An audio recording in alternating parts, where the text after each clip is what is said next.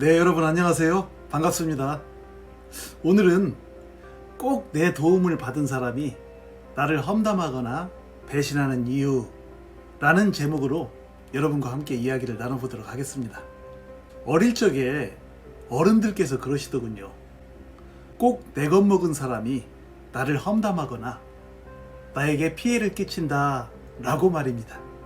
그때 그 말을 들은 나는 뭐 설마 그러겠어? 그저 베푼 사람이 마음속으로 그렇게 느낄 뿐인 것이겠지 라고 생각하면서 어른들의 말을 그다지 신뢰하지 않았었답니다. 그 어린 나이에도 그런 생각이 들더군요.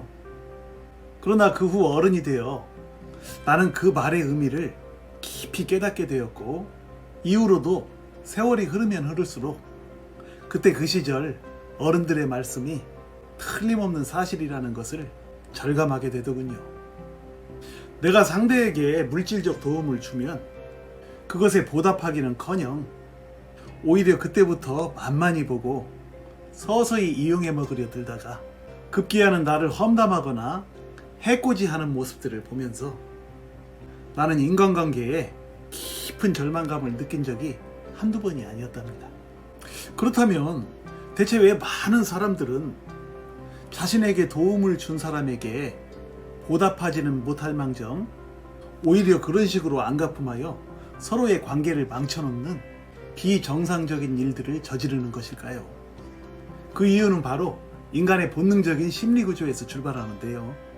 누군가가 처음에 어떤 물질적인 도움을 받기 전에는 그들의 잠재의식은 그들이 애초에 아무런 도움도 받지 않은 상황을 정상적인 상황으로 인식하고 있으므로 이후에 상대가 자신에게 특별히 잘해주는 것이 없어도 당연히 아무런 불만이 없지만, 일단 상대로부터 어떤 도움을 받게 되면 그들의 잠재의식은 자동적으로 자신이 도움을 받은 그 상황을 정상적인 것으로 착각하여 인식하게 됨으로써 향후 도움을 준 상대가 또 다른 새로운 도움을 베풀지 않으면 그들의 잠재의식은 이미 그들 스스로 정상이라고 인식한 그 상황을 깨뜨리지 않으려는 노력의 일환으로 뻔뻔스럽게도 도움을 베푼 사람에게 재차 새로운 도움을 달라고 무언의 압박을 가하게 되며, 그것이 이루어지지 않으면 결국 상대를 비난하거나 해코지하는 상황에까지 이르게 되는 것입니다.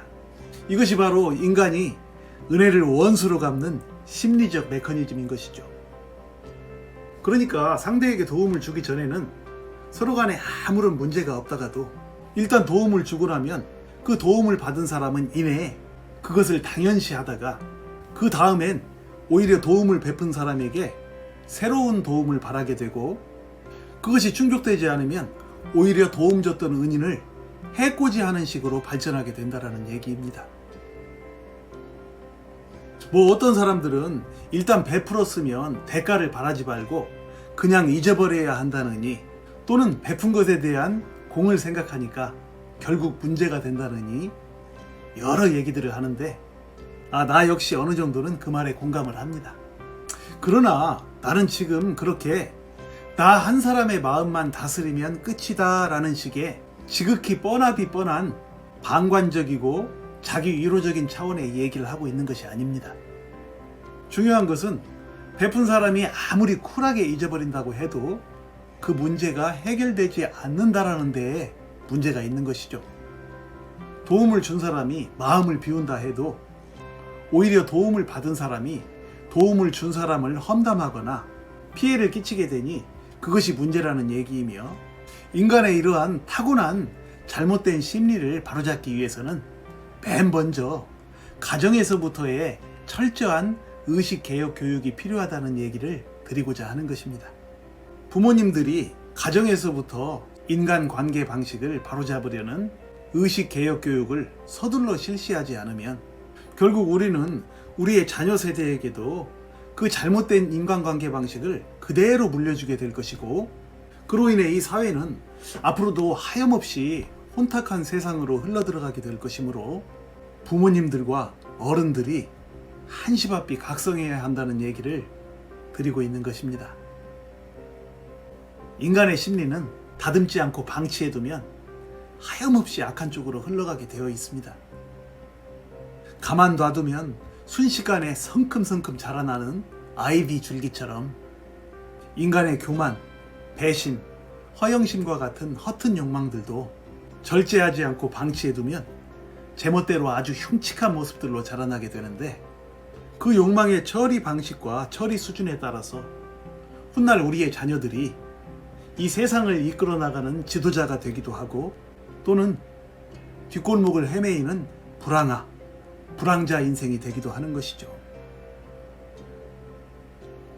성경에는 인생 승리의 비결 중에 범사에 감사하라 라는 구절이 있습니다.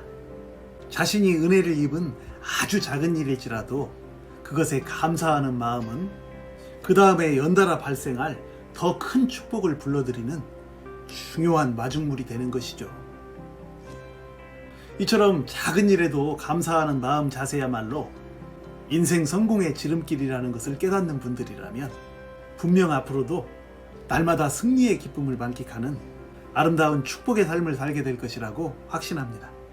여러분, 시청해 주셔서 감사드리며 구독과 좋아요 부탁드립니다. 다음에 다시 만날 때까지 늘 건강하고 행복하세요. 감사합니다.